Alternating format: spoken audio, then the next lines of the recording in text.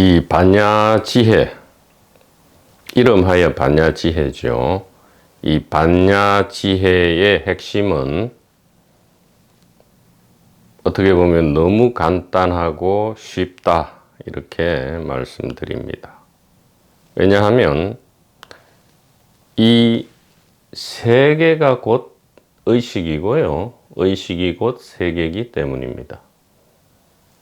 이 세상이 바로 이 세상이죠. 바로 이 세상이 의식이고 이 의식이 곧 이 세상이기 때문입니다.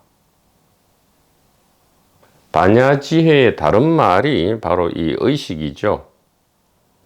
예전에는 마음이라고 했습니다. 그러니까 이 한마음, 단일 의식은 어디에 있었느냐? 바로 이 세상 자체였다, 이 말이에요. 의식이 세상 안에 있는 것이 아니고요, 혹은 의식이 세상 밖에 있는 것이 아니고요, 의식이 그냥 이 세상이었다, 이 얘기입니다. 이것은 어떻게 들으면 매우 쉽고 단순하게 들리지만 여기에 대한 이해가 깊어질수록 점점 깊은 맛이 우러나는 그러한 지혜의 핵심이 된다, 이렇게 말씀드릴 수 있겠고요. 그러면 우리가 지금 몹시도 목말라 하면서 얻고자 알고자 하는 것은 소위 말해서 이 깨달음 내지 이 전도몽상에서 깨어남 혹은 이 생사 문제의 해결입니다. 이 생사 문제의 해결을 이름하여 이 한마음을 아는 것 혹은 단일 의식을 아는 것인데, 참으로 알고 봤더니 어처구니 없게도 이 단일 의식 한마음은 바로 이것이었다, 이 말이에요. 바로 이 세상 자체였다, 이 말이죠. 그래서 모든 선현 선각들께서 이렇게 가리킨 거죠. 우리도 똑같이 가리킬 수가 있습니다. 가리키는 거죠. 무엇이 부처입니까? 무엇이 하나님입니까? 하면 바로 이거다, 이렇게 한단 말이죠. 혹은 바로 이거다, 이렇게 한단 말이에요. 이렇게 가리키는 거죠. 어디를 가리킵니까? 아무리 가리켜봤자 가리키는 그것을 포함해서 이 세상입니다. 우리도 똑같이 가리킬 수 있어요. 무엇이 생사를 해결하는 지름길입니까? 바로 이것이다, 이거예요. 바로 이것이다. 아니, 그것은 세상이잖아요. 물체고 공간이고 시간을 지금 가리키고 있잖아요. 그것은 의식이 아니잖아요, 이렇게 한단 말이죠. 그러면 이렇게 답할 수밖에 없죠. 지금 바로 의식을 가리키고 있는 것이다, 이것이 의식을 가리키는 것이다. 세상을 가리키는 것이 아니다, 이 말이에요.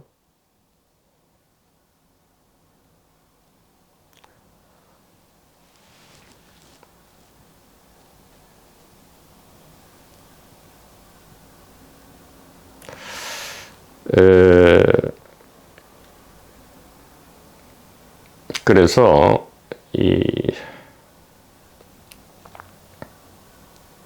항상 말씀드리는 거지만 이 자아,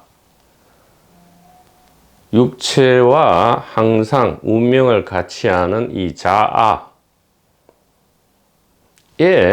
움직임에 대해서 우리가 매우 예리하게, 예민하게 알아야 한다 이 얘기입니다. 이것이 이 소위 말하는 경전에 적혀 있는 늘 깨어 있으라 라는 의미죠. 늘 깨어 있으라. 이 자아의 동향, 자아의 동기에 대해서 늘 알아보라 얘기입니다. 자아의 움직임을 늘 되도록이면 항상 알아차려라 얘기입니다. 물론 이것이 일종의 공부 내지 수행이 되면 안 되죠. 어느 정도 저절로 돼야 됩니다. 왜 저절로 돼야 되느냐? 자아가 하면 유의행이 되고요. 이 소위 말하는 윗바사나는 무의행에 속하는 겁니다. 그래서 이 세상이 곧 의식이다라는 이해가 온다면 이 자아의 동향은 저절로 관찰된다 이 말이죠.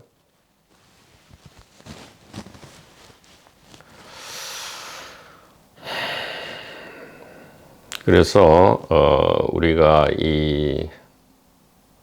우리 삶에서 고통과 공포를 제거하고 생사 문제를 해결하기 위해서 오래전에 길을 떠나서 10년, 20년, 30년, 40년을 헤매었지만 최종 지점에 도달하고 보았더니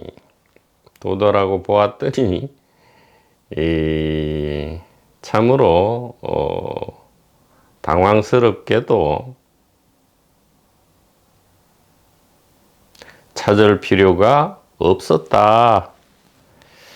찾고 구하고 해답을 알려고 누군가로부터 무엇인가 해답을 얻고 혹은 어떤 과정을 거쳐서 어떤 체험을 하거나 견성을 하거나 개인적 깨달음을 우리가 얻을 필요가 없었다라는 참으로 이 아이러니한 결말에 도달하게 됩니다. 누구나 마찬가지입니다. 왜냐하면 우리는 이 흩어져 있는 다수의 개인이 아니고요. 처음부터 끝까지 오직 이 단일 의식이었기 때문에 결국에는 이 지점에 도달하고야 마는데 왜 도달하고야 마느냐? 처음부터 여기에 있었기 때문이에요. 처음부터. 육체가 나타나기 전에도 여기 있었고요. 육체가 나타나서 이제 깨달음이란 어떤 이야기를 듣고는 그런 게 있나 보다 하고 찾고 구하는 과정에서도 여기에 있었고요. 육체가 사라진 뒤에도 여기에 있다 이 말이죠. 여기란 거는 바로 이거죠. 바로 이겁니다. 아니 육체가 죽은 뒤에는 세상도 사라지고 아무것도 없는데 왜 여기에 있느냐? 아까 이 세상이 바로 육체라 하지 않았느냐? 아니 이 세상이 바로 의식이라 하지 않았느냐? 이렇게 질문할 수 있죠. 육체가 죽어도 개인적 자아 차원에서는 세상이 사라집니다. 그러나 세상 자체가 사라진 것이 아니고요. 세상 자체가 돼버린 거죠. 전체 세상으로 회복되면 세상이 없어지는 거죠. 지금은 이제 이 주객으로 나누어진 가상의 주객으로 나누어진 세상이기 때문에 우리가 세상 이렇게 하는 거지. 이 본래로 회복되면 그냥 소위 말하는 이 단일 의식으로 돌아간다? 돌아간다 하죠. 돌아가는 것이고 만법 귀일이죠. 그럼 하나는 어디로 돌아갑니까? 하나는 돌아가고 자시고 하는 것이 아니다 이 말이에요. 알파와 오메가는 그저 이것이다 이렇게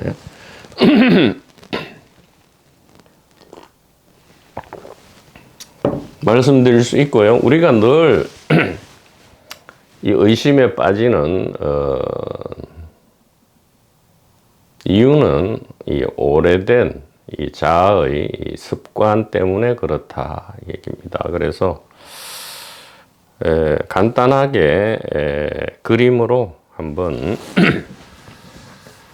이것을 말씀드려 볼게요. 늘 뭐 그리는 이 벤 다이어그램입니다. 벤 다이어그램으로 가없는 의식이 있습니다. 이것이 의식입니다. 의식은 다른 말로 반야 지혜라 하고요. 다른 말로는 바로 자각이라 하죠. 자각. 자각입니다. 스스로 아는 것이죠. I am that I am입니다. 자각이란 말은 경전에 I am that I am이라 되어 있죠. 스스로 안다 이 얘기예요. 자각이 뭐 대단히 신비로운 그러한 뭐 치장을 할 필요가 없습니다. 깨달음이나 반야지혜나 자각이란 말로서 무엇을 감출 필요가 없죠. 자각은 그냥 우리말로 스스로 아는 거예요. 스스로 안다.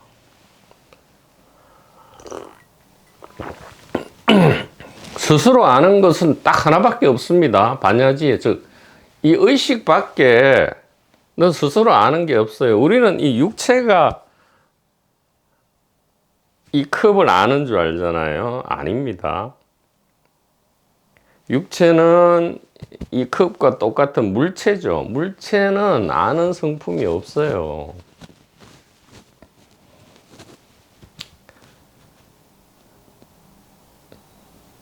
그래서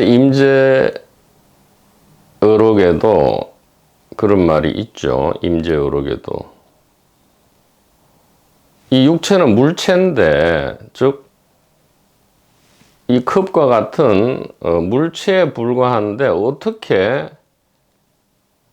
보고 듣고 느끼고 알겠느냐. 즉 청법하고 설법하게 말하고 듣고, 우리가 주로 일상에서 하는 활동의 대부분이 말하고 듣고 하는 거죠. 말하고 듣고, 듣는 것은 꼭 사람의 말만 듣는 것이 아니고요. 각종 이 세상의 소리를 듣습니다. 관음이죠, 관음. 그런데 이 말하고 듣는 것이 그대들은 이 육체인 줄 알지만 천만에 그게 아니다. 이렇게 임재 스님은 이야기하죠. 지금 설법, 청법 하는 것이 무엇이냐? 그것은 두뇌도 아니고 심장도 아니고 위장도 아니고 간도 아니고 콩팥도 아니고 도무지 그런 육체도 아니다. 그 다음에 흑공도 아니다. 그러면 무엇이 설법, 청법 하느냐? 바로 이 눈앞에 역력한 이 한 물건이 설법, 청법 한다 이렇게 하죠. 눈앞에 이 역력한 한 물건. 역력하다 하면 꼭 무슨 선명하고 굉장히 의식이 각성된 상태만 이야기하는 게 아닙니다. 희미한 것도 희미한 그 자체로 역력한 거예요.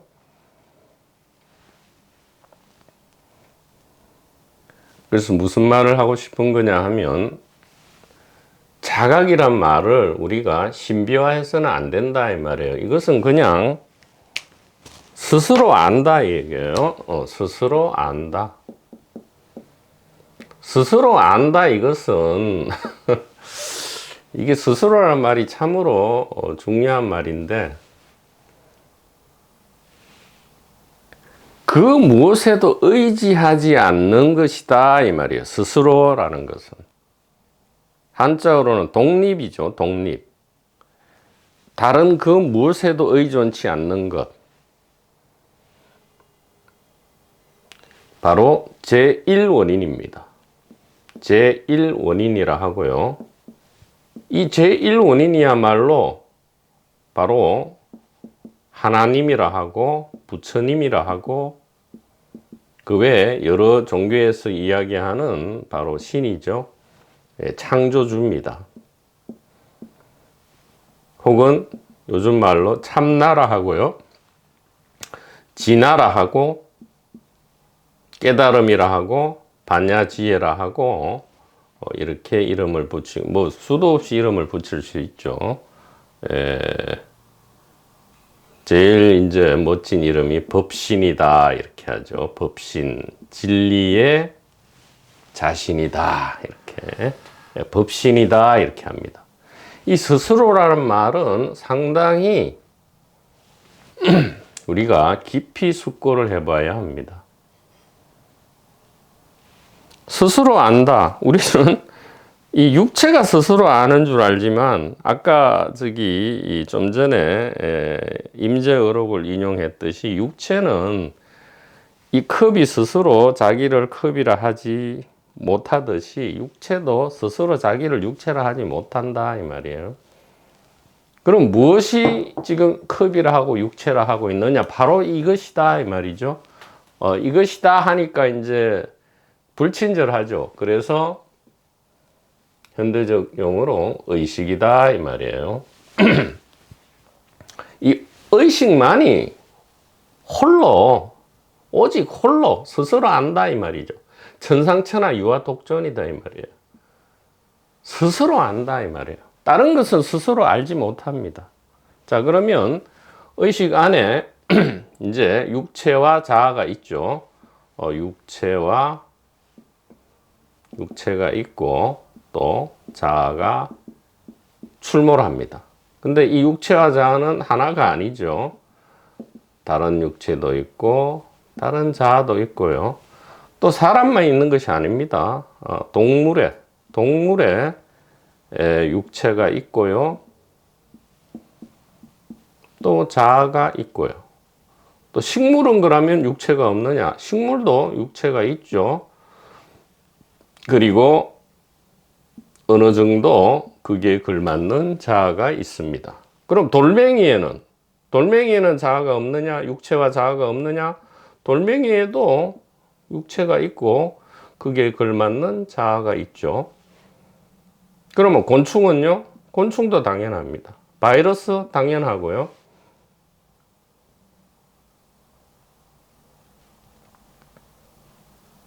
자, 이 경우에 우리가 이제 이렇게 하죠. 이 오해만 풀리면 우리는 더 이상 찾고 구할 필요가 없다 이 말이에요. 찾고 구할 필요가 없다. 그래서 마조록에 나오는 부구법자 응무소구 응당 혹은 무릇 생사를 해결하고자 하는 사람은 이 말이죠. 부구법자 즉 무릇 법을 구하는 사람은 이 말입니다. 응무소구 마땅히 구함이 없어야 한다. 이게 참으로 희한한 말이죠. 아니 진실을 부처를 하나님을 생사 해결을 깨달음을 구해서 온 사람에게 이렇게 하는 거죠. 당신이 진정코 진리를 알고자 하느냐? 예. 그럼 이렇게 대답하는 거죠. 그렇다면 진리를 찾지 마라 이렇게 얘기하는 거예요. 구법자 응무소구 이렇게 뭐 이렇게 찾아온 자로서는 산 넘고 물 건너 진실을 심각하게 찾으러 온 자로서는 참으로 실망스러운 말일 테지만 진짜로 진짜로 그 가리킴을 말해주는 그 스피커를 믿는다면, 아니 믿는다면 좀 이상하죠. 신뢰한다면, 왜냐하면 그 사람의 말을 듣기 위해서 온갖 고난을 무릅쓰고 찾아왔겠죠. 그러면 그 어이없는 말에도 문득 진실을 알아차릴 수 있다. 왜냐? 신뢰하기 때문에, 신뢰했으니까 찾아왔겠죠.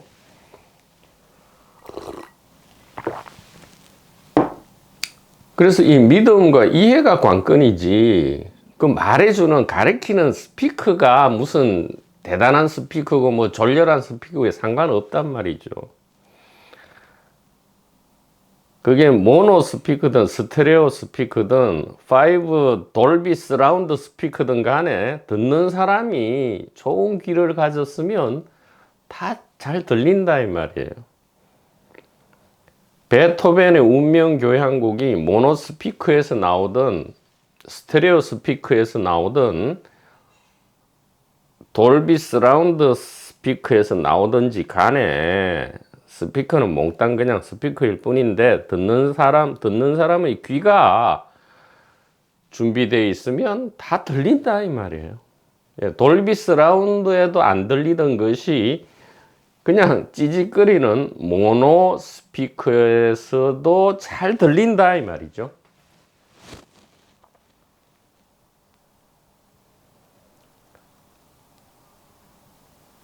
자, 무슨 얘기를 하다가 이래 되었느냐?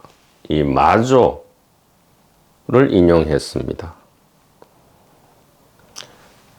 생사를 해결하지 않겠다 하면 그냥 이원성의 세상에 살면 되죠. 예, 살면 됩니다. 육체가 이 컵을 안다. 그렇게 알고 살면 돼요. 그러나 마땅히 생사를 해결하고자 하는 사람이라면 생사 해결의 답을 찾지 마라 이 말이에요. 즉 자아 차원에서 뭔가를 추구하지 마라 이 얘기입니다. 토니 파슨스 님도 계속 그 얘기를 하고 있는 것이죠. 자, 이제 중요한 이야기를 해보겠습니다. 자, 육체와 자아는 모든 육체와 자아를 이야기하는 겁니다. 사람만을 이야기하는 게 아니에요. 각종 자기의 역할과 기능에 의해서 움직이고 있습니다. 움직임을 견문각지라 하죠. 보고 듣고 느끼고 안다 이 말이에요. 견문각지. 보고 듣고 느끼고 아는 각자의 활동을 하고 있는데 우리의 문제는 뭐냐? 이런 거죠. 어떤 육체를 보니까 이것은 깨달은 자아로 보인다 이 말이에요. 또 이 자아가 자기가 깨달았다고 이렇게 이야기를 하고 있어요. 그러다 보니까 이 나로 여겨지는 이 의식 안에는 이제 나인 육체도 있고 타인인 육체도 있어요. 뭐 이렇게 설정이 돼 있는 겁니다. 이게 대단한 건 아니고요.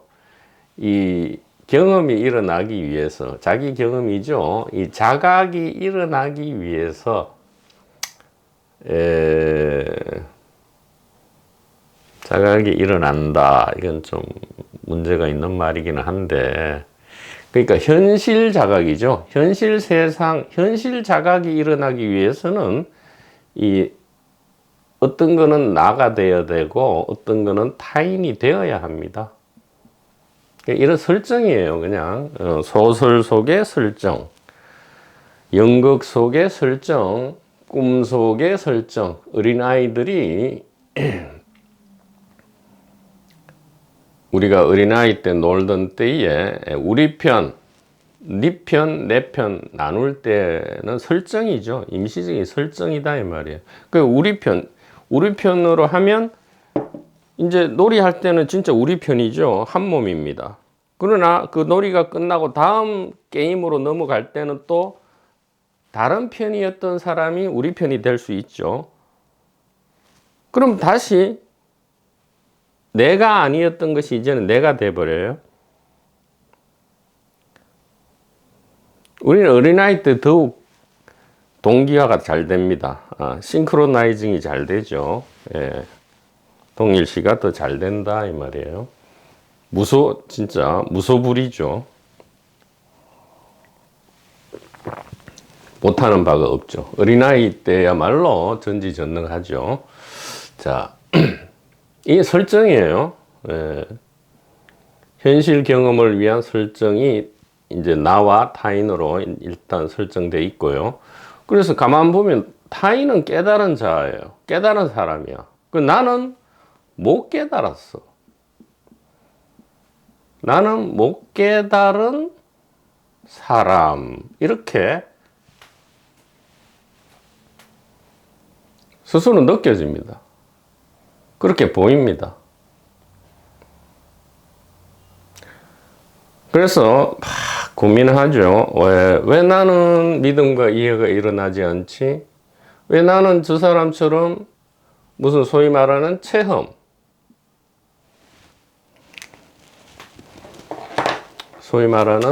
체험 혹은 견성 혹은 개인 깨달음이죠. 개인 깨달음이 왜 안 일어나지? 저 사람은 체험도 했다고 견성도 했다고 나는 체험도 없고 견성도 없고 깨달음도 없는데 이 사람은 체험도 있고 견성도 있고 깨달음도 있다. 뭐 어떤 강의를 듣다가 문득 눈물을 왈칵 쏟으면서 드디어 알았다, 깨어났다. 이전에는 내가 몰랐는데 이제는 알게 되었다. 그 말은 똑같죠. 다른 사람은 못 깨달았는데 나는 이제 깨달았다. 그 말이나 이전에는 나는 못 깨달았는데 이제는 드디어 깨달았다. 이 말이나 똑같은 말이죠. 자, 이런 일이 누가 하고 있는지 보자 이 얘기입니다. 지금 이 스피커가 하고 싶은 얘기는 자, 어떤 자아는 체험도 없고 견성도 없고 깨달음도 없다라고 지금 스스로 보고 듣고 견문각지하고 있어요. 견문각지. 보고 듣고 느끼고 알고 있습니다. 또 어떤 자아는 체험도 있고 견성도 했고 깨달음도 있다라고 견문각지하고 있어요. 보고 듣고 느끼고 알고 있죠. 자, 그러면 이 체험했다 안 했다를 떠나서 견문각지를 누가 하고 있느냐, 무엇이 하고 있느냐 이렇게 저는 묻고 싶다 이 말이죠. 누가라기보다는 누가는 착각을 일으킵니다. 나는 누구인가 이건 좋지 않아요. 나는 무엇인가 이게 좋아요. 자, 지금 무엇이 못 깨달은 사람이라고 견문각지하고 있고요. 무엇이 깨달은 사람이라고 견문각지하고 있느냐 이 말이죠. 이게 육체입니까?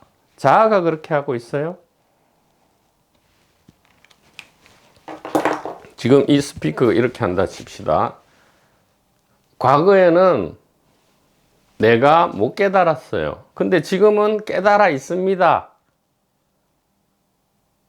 라고 할 때 과거에 나는 못 깨달았어요 라고 말하고 알고 있는 것은 무엇입니까? 그리고 지금은 나는 이제 깨달았어요 라고 말하고 있고 알고 있는 것은 무엇입니까? 무엇이 그렇게 말하고 알고 있어요? 다시 한번 임저어록을 얘기하지만 육체, 두뇌나 심장이나 간이나 콩팥이나 허공은 보고 듣고 느끼고 아는 것이 아니다. 즉 깨달았다 하는 것도 무엇이 하고 있느냐? 바로 이 의식만이 자각하죠. 의식만이 스스로 알기 때문에 의식이 그러고 있어요. 자, 나는 못 깨달았다. 이거는 무엇이 하고 있어요? 역시 스스로 보고 듣고 느끼고 알고 하는 것은 스스로 하는 이 의식밖에 없다 이 말이죠.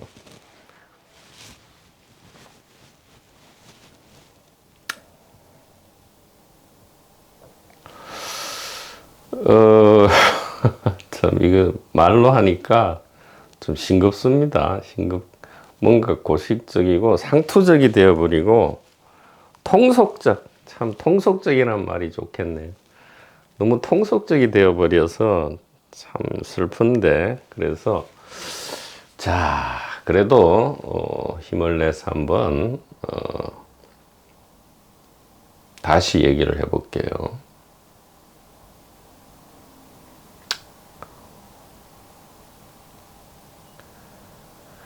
깨달았다라고 말하고 있고 아는 것이 못 깨달았다라고 말하고 알고 있는 것이나 하나가 하고 있다 얘기입니다.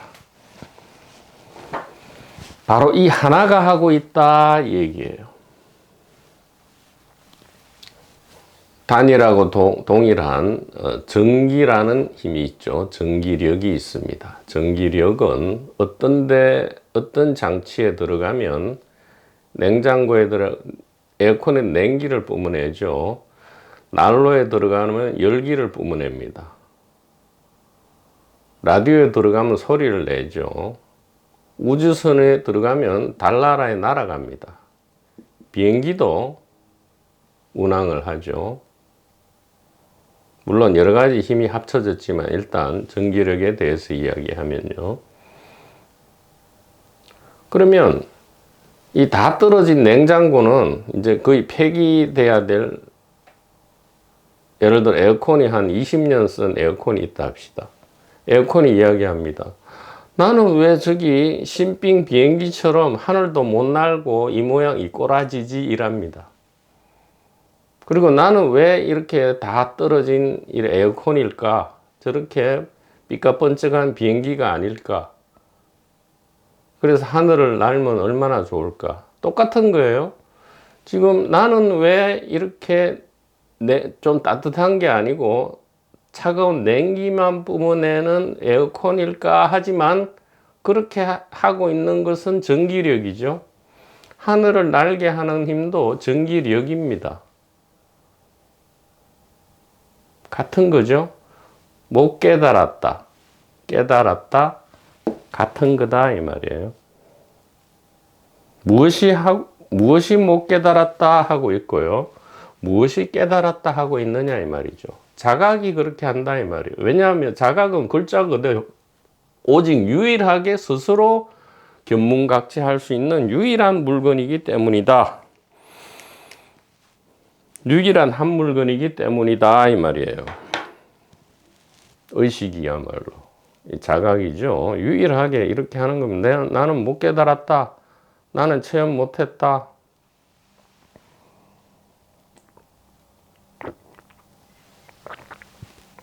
그래서 아직 내가 부처가 못 됐는데 무엇이 부처입니까 하니까 그 1700 공안 중에 나오죠. 바로 그렇게 말하는 그것이다 이렇게 하잖아요.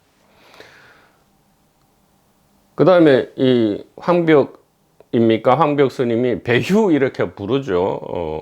아이고 이 뭐 다 죽고 진짜 선사는 어디 있습니까? 배휴 이래 부릅니다. 배휴.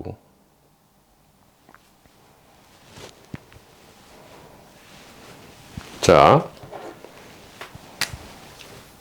배휴는 아직 못 깨달았어요. 황벽은 깨달았습니다. 그리고 황벽이 배휴하고 부릅니다. 황벽이 부르는 겁니까? 또 배휴는 뒤돌아서서 네 하고 대답을 합니다. 배휴가 네 하는 겁니까? 견문각지하는 유일한 물건은 바로 글자 그대로 자각 하나밖에 없고요. 그것은 의식이고요. 모든 것은 자각이다. 나는 깨달았다. 이것이 깨달음이고요. 나는 못 깨달았다. 이것이 바로 깨달음이다 이 말이죠. 아, 나는 죽는구나. 이것이 깨달음이고요. 아, 내가 죽다 살아났구나. 이것이 깨달음이다. 이 말이죠. 저기 강아지가 똥이 마려워서 똥을 싸네. 이것이 깨달음이다. 왜? 모든 것이 자각 안에 들어있는 것이 아니고요. 모든 것이 자각 그 자체이기 때문이다. 이 말이죠. 그래서 nothing is everything. nothing and everything이다. 만법 기일, 일귀하처다 이 말이죠. 자, 이렇게 해서 우리의 소위 말하는 체험이나 깨달음이나 뭐 도인들에 대한, 그리고 뭐 이 그럴듯하게 이렇게 이야기를 하는 모든 스피커들에 대한 의심과, 예를 들어 뭐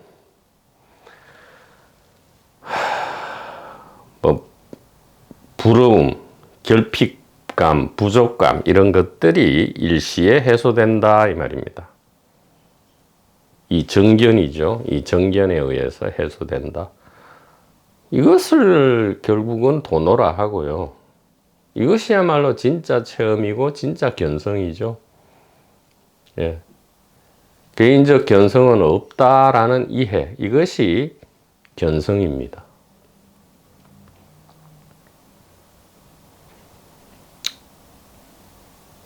그래서 이제 중간 결론을 말씀드리면,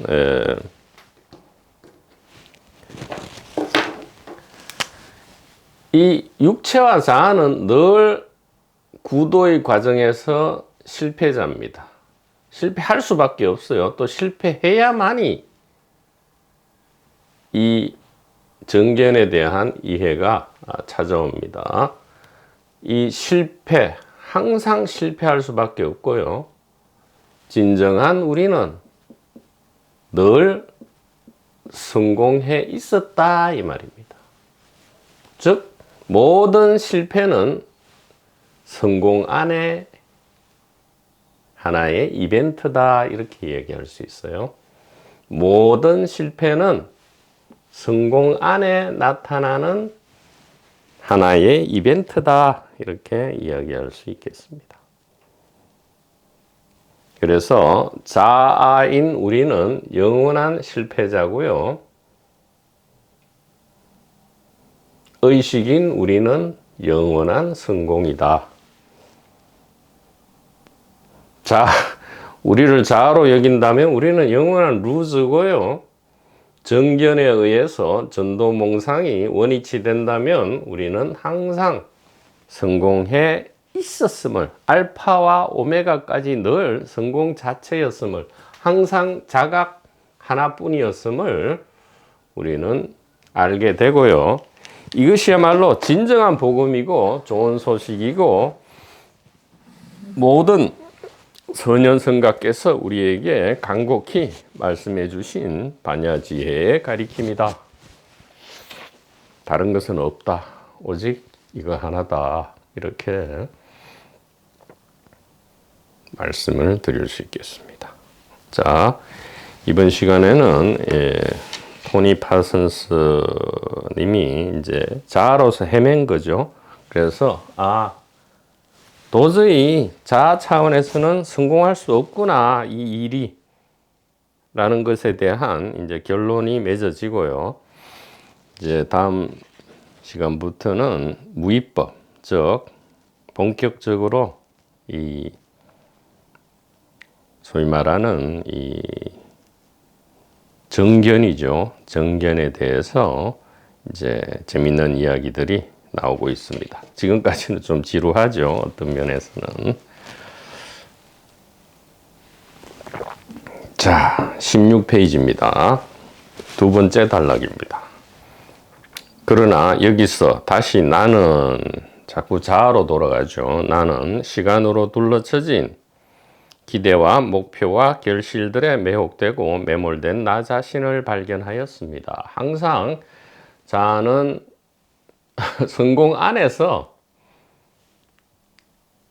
가상의 목표를 설정해 가지고 자꾸 성공과 실패를 반복하죠. 그런데 아이러니하게도 모든 성공과 실패가 전부 뭐였다? 성공이었다 이 말이에요. 이게 대긍정이죠. 예. 대긍정이 되는 겁니다. 시간의 세계에서는 시작과 끝이 있죠. 반드시 죽게 됩니다. 목표와 결실이 완벽하게 적절해 보이지만 그러나 그를 둘러싼 집착과 기대 위에 너무나 많은 투자가 필요합니다. 이것이 돼야 되고 저것에 속해야 하고 변화가 돼야 되고 혹은 더 나아져야 되고 정화돼야 되고 등등 참으로 힘들죠. 이것이 아닌 저게 돼야 되고 바뀌어야 되고 더 진화해야 되고 또 더러운 것을 막 씻어내야 되고 더럽다가 어디에 있어요? 자각 깨달음 안에 있죠. 깨끗하다가 어디 있습니까? 깨달음 안에 있습니다. 그래서 불구부정이죠. 예, 불구부정. 보디사트바는 불구부정이죠.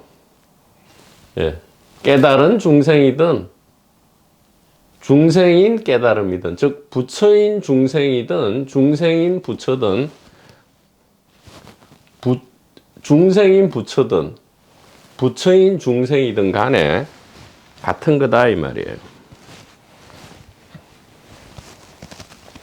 중요한 새로운 사람과 장소, 의식의 마스터들과 진리의 스승들이 모든 곳에서 샘솟듯이 출현하여 그들만의 독특한 삶의 공식을 제안합니다. 그렇죠. 우리가 찾다 보면 수많은 스승과 또 기발한 그러한 이야기를 하지만 결국은 다 어디서 일어나고 있습니까? 예.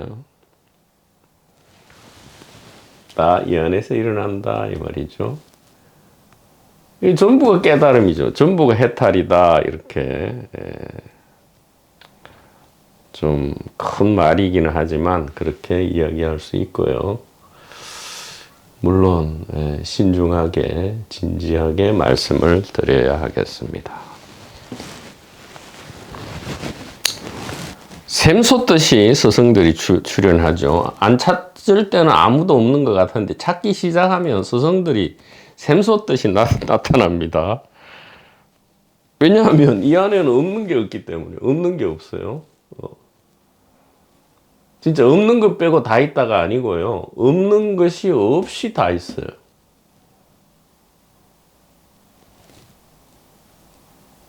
유치원부터 초등학교, 중학교, 고등학교, 대학교, 대학원 다 있어요. 그러나 전부 안욕 따라 삼맥삼벌이 평등하다 이 말입니다. 정견에 의해서 볼 때 그렇다는 거예요.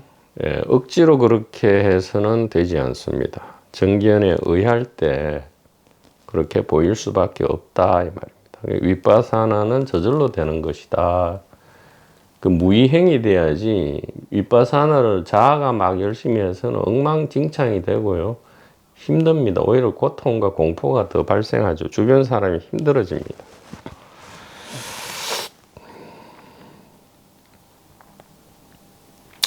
그리고 우리는 이 공식에서 저 공식으로 옮겨 다님으로써 자유가 어느 한 장소 혹은 다른 한 장소에 거주하는 것이 아님을 알지 못하는 것으로 보입니다. 그러니까 꼭 여기 가서 이제 알아야 자유와 행복이 있고 여기서는 자유와 행복이 없다 우리 이러죠. 그래서 막 히말라야 인도도 가고 뭐 미얀마도 가고 저기 남방 불교도 가고 미국 세도나도 가고 막 그렇게 합니다.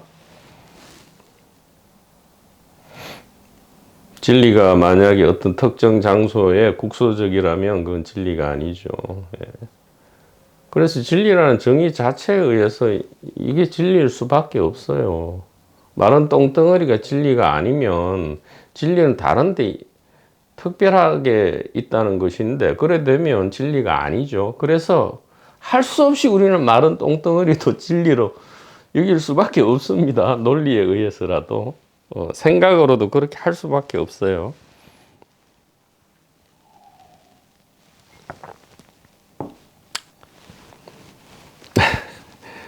그래서 이제 자아가 찾아다니는 동안은 그죠? 이 못 깨달은 자아 다 이게 깨달음 안에 있으면서 못 깨달은 자아는 요 깨달은 자아 여기에만 자유와 해탈이 있겠거니 이렇게 여긴다 이 말이에요. 왜냐하면 자유는 바로 그 본성에 의하여 배제되거나 배타적일 수 없다는 단순한 이유 때문에 그렇죠. 자유 그 자체의 정의 내지 본성에 의해서 배타적일 수가 없죠. 즉 모든 것을 포용해야 그것이 자유고 그래서 구속조차도 자유죠. 속박을 자유롭게 선택한 거다 이 말이에요. 속박은 자유가 아니다 해서는 자유 그 자체의 정의에 모순되죠.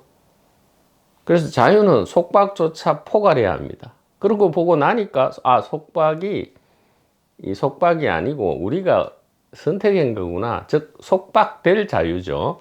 우리가 테마파크에 가서 돈 내고 무서운 거 탈 때 일단 타고 난 다음에는 그 무서움에 속박되죠. 속박을 우리가 선택했습니다. 그래서 이 속박의 자유, 즉 속박조차도 자유였다. 그래서 자성자박이라 하는 거잖아요. 스스로 묶이고 스스로 속박되었다. 그러니까 속박조차도 자유에 속하는 거죠.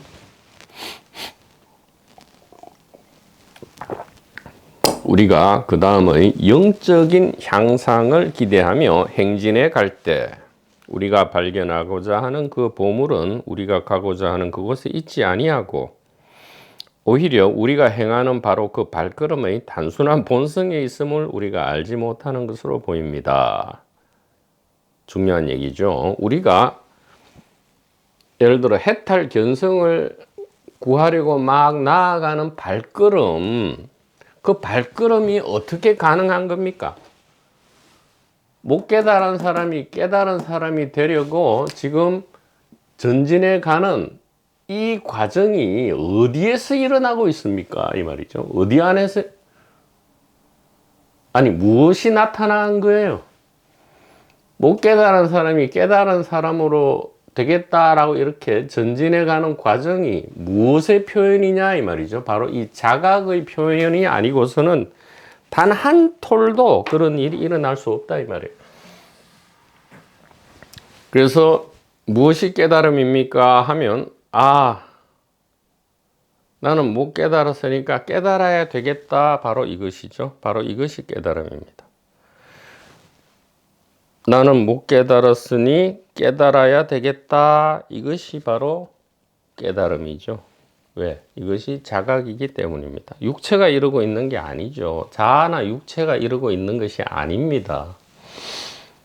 인명은 제천에 달렸다라는 인명은 제천이다 이런 말도 있잖아요. 왜 하늘이 다 하는 거지 이 육체나 자아가 하는 게 아니다 이 말이에요. 그 어떤 것도 단 하나의 예외도 없다 이 말입니다.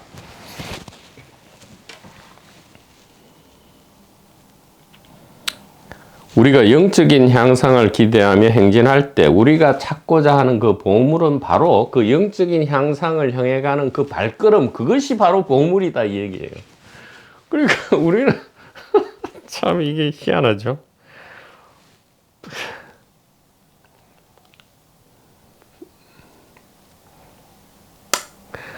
아니 아무리 뭐 돈과 권력을 추구해도 다 좋고요. 무슨 뭐 대단한 깨달음 산에 들어가서 대단한 깨달음을 추구해도 좋은데 결국은 돈과 권력을 얻고 혹은 깨달음을 얻어봤자 우리가 할 수 있는 최대한은 그냥 신선한 공기 안에 걸어 다니는 그거밖에 없다니까요. 100만 평의 땅을 자기 걸로 등기 등록해서 그 안에서 걸어 다니든 아니면 단 한 평의 땅도 소유하지 못했지만 드넓은 대지 위를 걸어 다니든 똑같은 거라니까요. 이해가 없다면 그 걸음이 전혀 아무것도 아니게 보일 겁니다. 이해가 없으면 통속적이 되고요. 이해가 있으면 기적이 되는 겁니다. 같은 것이 그래요. 이걸 연금술이라 하죠. 철학자의 도리라 합니다. 똑같은 건데 이 단일 의식에 대한 이해가 있으면 이게 기적이죠. 매 순간 기적입니다. 근데 뭘 이해, 즉 전도몽상이죠. 꿈을 꾸게 되면 이것이 기적이 아니고 전부 통속적이 되고요. 아무것도 아닌 것이 돼버리고 자꾸 죽고 싶죠. 그러니까 재미도 없고 무의미하고 뭐 기적이라고는 하나도 없으니까 이게 뭐 죽고 싶고 죽는 게 낫죠. 그런 마음이 일어납니다.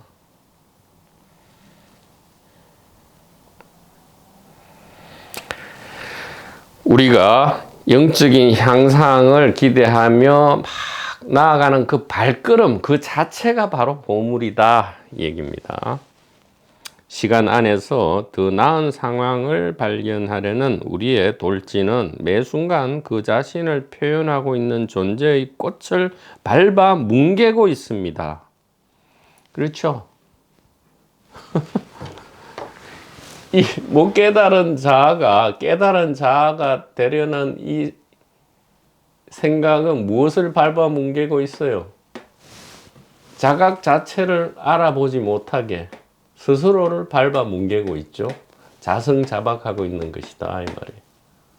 스스로 아는 성품, 이 자각, 의식 이것을 밟아 뭉개고 있죠.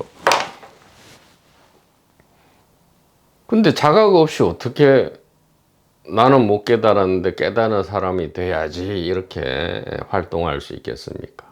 어떤 이런 견문각지가 일어날 수 있겠어요?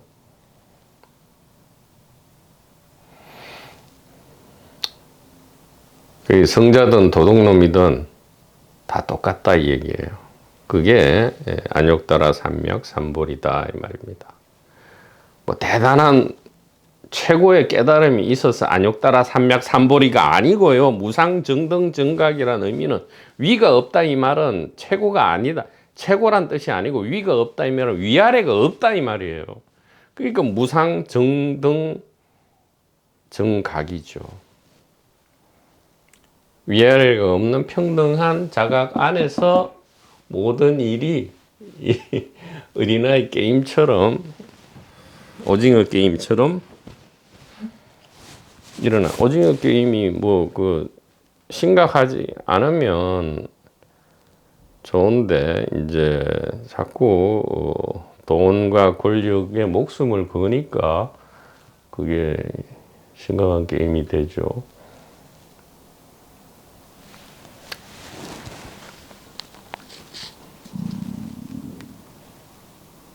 존재의 꽃, 이것이 뭡니까? 의식이죠. 반야지혜의 불꽃입니다. 반야의 불꽃은 다른 게 아니고 바로 이 단일 의식의 스스로의 자각력이죠. 자각. 스스로 아는 겁니다.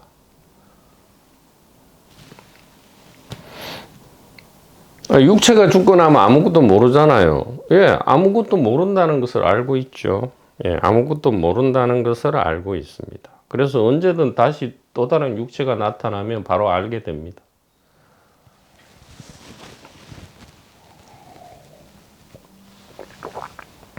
목표를 향한 우리의 집착은 우리 스스로의 무엇인가를 증명하려는 필요성으로부터 태어난다고 여겨집니다. 그러나 삶은 그저 단순한 삶입니다.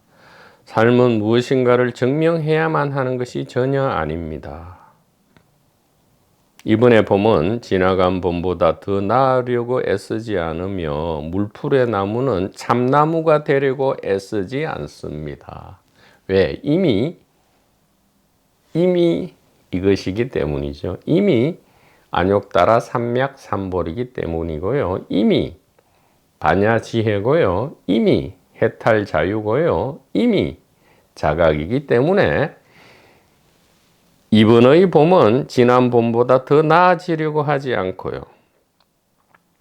물풀의 나무는 참나무가 되려고 애쓰지 않고요. 국화는 장미가 되려고 노력하지 않고요. 고양이는 개가 되려고 하지 않고 개는 고양이가 되려고 하지 않습니다.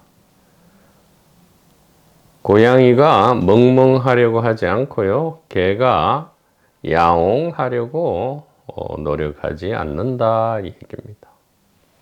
모든 것은 자연 스스로 그러하고요. 그저 이대로죠. 그저 이대로다. 이렇게. 그러니까 이 삶이란 게 숙제가 아니란 거죠. 삶은 숙제가 아니고 그냥 경험하는 거죠. 일어나는 경험이다 이 말입니다.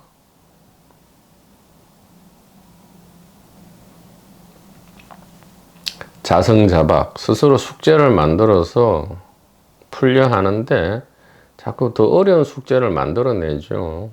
예. 숙제가 끝이 나지 않습니다. 자아는 늘 실패하고요. 우리는 늘 성공해 있습니다. 범상치 않고 극적인 것에 대한 이끌림에서 저절로 놓여나면 평상적 삶에 놓인 단순한 경이로움이 드러날 수 있습니다. 그래서 드디어 우리가 이제는 이렇게 무심히 걷다가도 이 걸음걸음이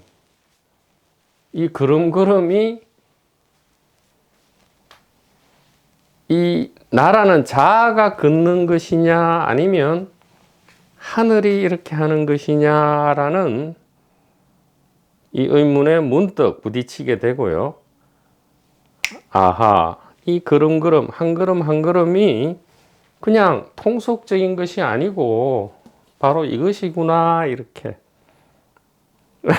이렇게 되면 두 가지 반응으로 캐릭터에 따라 다르게 나타나죠. 예. 크게 웃거나 크게 울게 되는. 그렇지 않다면 이제 묵묵히 이렇게 침잠하게 되는 그러한 반응들이 일어날 수밖에 없죠. 그것은 부산물이고요. 무슨 대단한 것도 아니죠. 그건 역시 자각에 나타납니다. 이렇게 말씀드릴 수 있습니다. 자, 뭔가 대단하고, 이제 견성, 체험, 깨달음이죠. 이런 범상치 않고 극적인 것, 바로 체험, 견성, 깨달음, 이런 것에 이끌림, 이런 데 이끌리는 것에서 놓여나면, 근데 저절로 놓여나는 겁니다. 저절로 놓여나면 일상의 삶이 바로 이 의식이다. 이게 한마음이다. 이 세상이 바로 깨달음이었구나라는 그런 깊은 이해가 일어나 버립니다. 게임 오버죠. 게임 오버다. 그럼 테마파크에서 이제 나오든가 다른 거를 해야 되죠.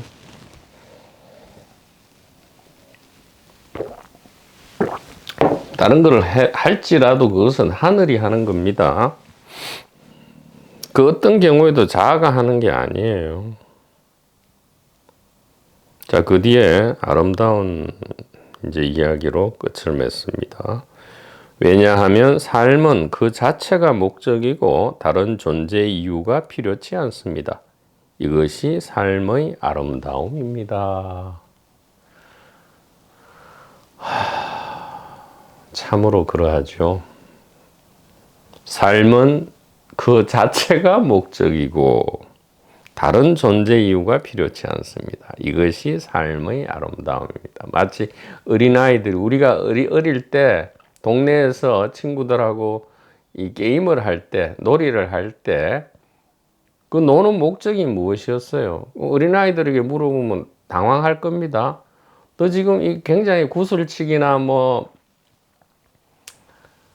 딱지 따먹기나 뭐 고무줄놀이 이런 거를 참 땀을 뻘뻘 흘리면서 재밌게 하고 있는데 그렇게 하는 목적이 뭐냐? 왜 그렇게 땀을 뻘뻘 흘리고 그렇게 노냐? 그러면 이 아저씨 뭐야? 이렇게 하겠죠? 놀이에는 목적이 없습니다. 그리고 어린아이 입장에서는 그건 놀이가 아니죠. 그냥 삶입니다. 삶. 삶은 어떤 목적이나 의미가 없어요. 그럼 우리는 삶은 그러면 무의미하구나, 무목적이구나 이렇게 또 오해를 한단 말이죠. 그러니까 이 참으로 이 오해가 문제인데,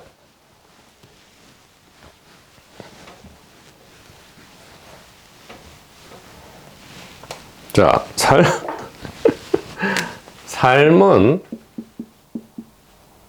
삶에는 목적이 없어요.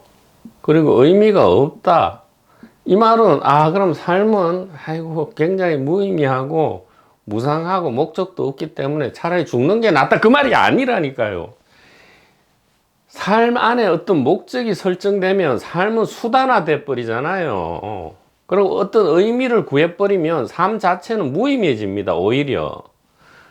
그래서 이 삶 안에는 목적이 없다, 의미가 없다 이 말은 삶 그 자체가 이미 목적이다가 아니고요. 잘 한번 이해해 보십시오. 삶이 목적이다 이 말도 통속적이죠. 삶은 이미 목적 달성 결과다 이 말이에요. 이 말이 뭡니까? 삶은 그냥 자각 그 자체다. 즉 자유 그 자체다 이 말이죠. 삶은 어떤 목적 추구를 하기 위해서 사는 게 아니고요. 목적이 이미 달성된 결과다 이 말이에요. 즉 제1원인 창조주가 있죠. 있다면 우리죠. 이 창조주는 이미 완전한 거죠. 완전체고요. 목표가 더 이상 목표 달성된 겁니다. 목표 달성의 결과물이잖아요. 우리의 삶이 피조물이라면 창조주, 즉 완전체의 결과물이기 때문에 목적이 달성된 결과다 이 말입니다. 이미.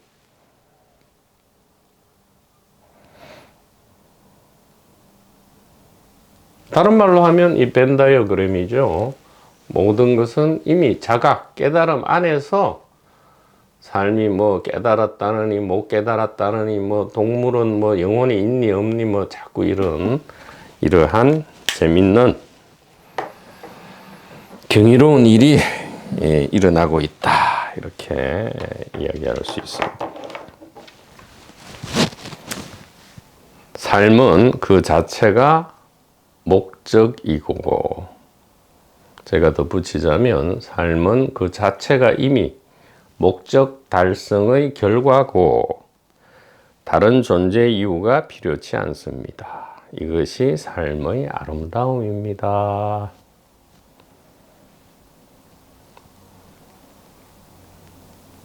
이렇게 되면 육체가 오고 감에 전혀 신경 쓰지 않으셔도 되는 겁니다. 자, 17페이지부터는 이제 공원에서의 일별, 저절로 일어난 일별이죠. 일별을 포함해서 이제 본격적인 이 공개된 비밀의 본격적인 이야기가 17페이지부터 이어지겠습니다. 자, 다음 시간에 계속하도록 하겠습니다. 대단히 감사합니다.